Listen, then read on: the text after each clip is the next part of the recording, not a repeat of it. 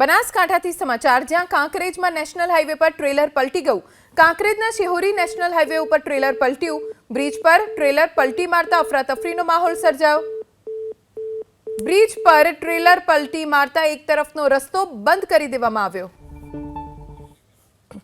કાંકરેજમાં national highway ઉપર આ દુર્ઘટના બની। કાંકરેજના શિહોરી નેશનલ હાઈવે ઉપર પૂરપાટ ઝડપે જઈ રહેલું ટ્રેલર અચાનક પલટી ખાઈ જતા આસપાસના વાહન ચાલકો પણ થોડા સમય માટે ગભરાઈ ગયા। જો કે બાદમાં એક તરફનો રસ્તો બંધ કરી દેવામાં આવ્યો હતો।